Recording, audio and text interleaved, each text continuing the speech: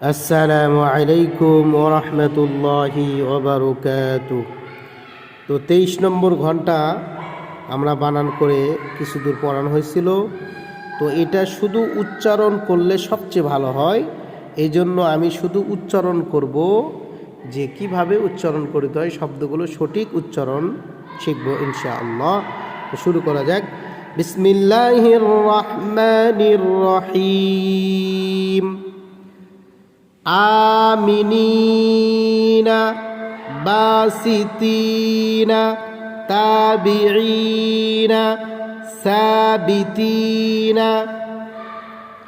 جاهدين حامدين خالدين داخلين ذاكرين رازقين زاهدين ساجدين شاكرين صابرين ضامنين طالبين ظالمين عابدين غافلين فاتحين قابطين كاتبين لاعبين ماكثين ناصرين واهبين هاربين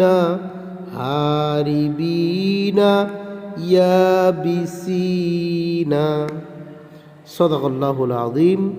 আল্লাহ তাআলা আমাদেরকে পুরো পেজ সুন্দর করে উচ্চারণ করে পড়ার তৌফিক দান করুক।